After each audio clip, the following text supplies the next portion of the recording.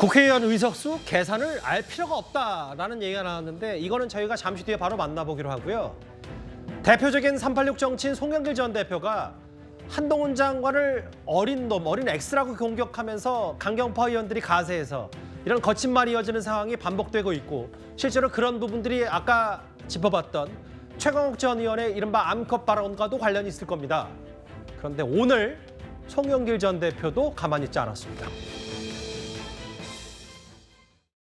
혹시 사과할 생각은 없으십니까? 그것보다도 윤석열 대통령이 입만 열면 욕설과 그런 그 막말을 하고 있습니다. 신원식 장관은 거의 문재인 대통령의 목을 따는 것은 시간 문제다는 이런 막말을 한 사람을 한동훈 장관이 인사검증을 통과시켜서 이러한 반성이 저는 먼저라고 생각이 듭니다. 사법고시 합격 하나 했다는 이유로 검사로 갑치라고 자랑스러운 민주공화국을 후진공화국으로 만든 그 후진 법무부 장관이 나는 한동훈 장관이다 이렇게 생각합니다. 송영길 전 민주당 대표 같은 일부 운동권 정치인들이 겉으로 깨끗한 척하면서 NHK 다니고 재벌 뒷돈 받을 때 저는 어떤 정권에서나 재벌과 사회적 강자에 대한 수사를 엄정하게 했다는 말씀 드리겠습니다.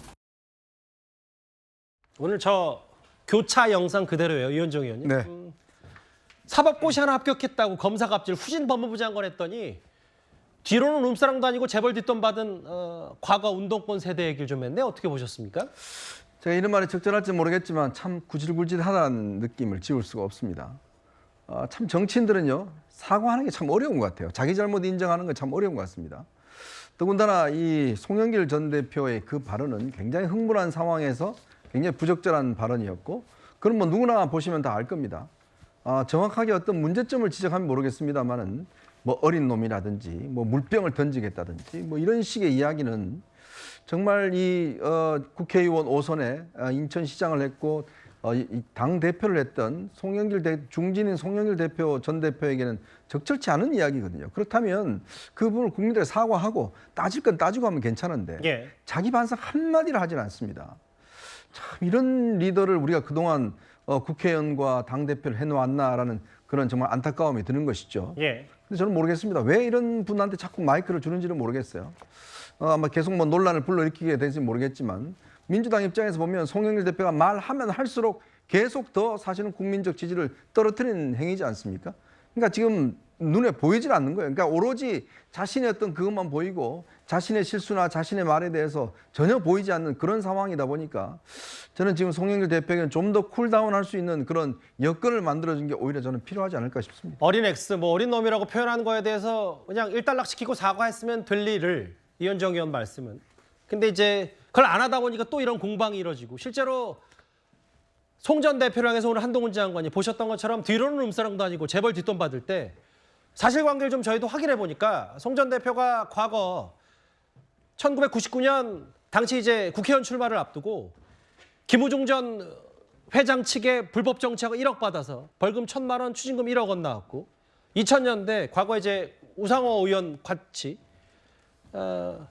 룸사롱 술판 벌였다가 당시에 사과까지 직접 했던 다 사례들 이게 본인 다 부메랑 되는 건 아닌지 글쎄요. 이거 송 전 대표의 계속 거친 입, 거친 말 릴레이 어떻게 좀 판단하세요? 일단 송영길 전 대표가 한동훈 장관에 대해서 거친 말 한 자체는 잘못됐다고 생각해요. 무슨 젊은 어린 이런 표현을 쓴 거는 부적절하죠.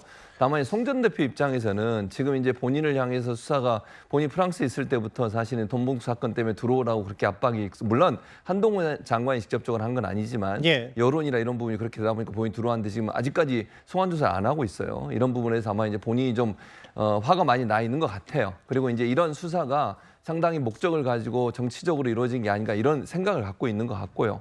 그런 표현의 방식이 저렇게 된 것 같은데 어쨌든 거친 언어나 이런 XX 이런 표현을 쓰는 거는 저는 부적절하다고 생각해요.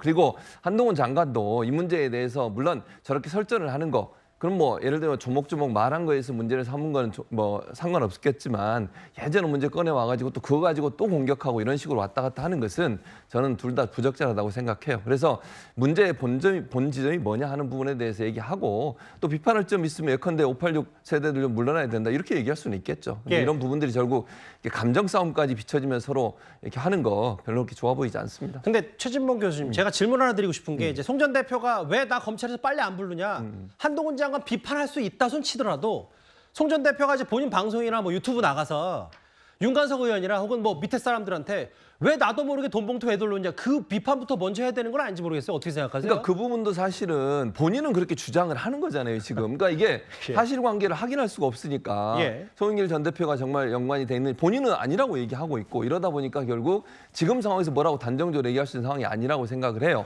만약에 검찰 수사가 끝나고 뭐 법원까지 가서 그 문제가 사실로 확인된다고 하면 그 비판마다 마땅하죠. 그래서 그런 부분에 대해서 본인은 지금 문제가 없다고 계속 주장을 하고 계시기 때문에 이 부분에 대해서 뭐 이렇다 저렇다 얘기하기는 상당히 좀 어려운 상황이라고 생각합니다. 뭐 과거에 술집 가고 뭐 재벌 뒷돈 받은 게 문제 아니냐 바로 맞받아친 한동훈 장관인데 사실 민주당에서도 저런 거친 말에 대해서 송 전 대표의 입장을 좀 우려하고 있습니다. 다만 현 선거제에서 만약에 계속 유지가 된다면 송 전 대표가 원하는 비례정당 창당도 가능할 거기 때문에요. 그런데 오늘 국회에서 여야가 비례대표제도, 선거제도를 두고 신경전을 벌이는 과정에서 이런 말이 튀어나왔습니다. 주연동형의 의석 상식을 알고 계세요? 당연히 알고 있죠. 한번 이야기해보세요. 그걸 왜 제가 여기서 국회의원도 산식을 모르는 이 국민들한테 요구한다는 게 말이 됩니까? 국민들은 그 산식을 알 필요가 없습니다. 그러면 안 되지.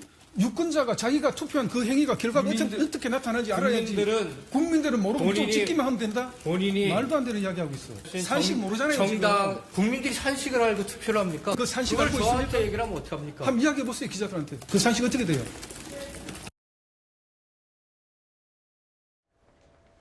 한 야당 의원의 얘기.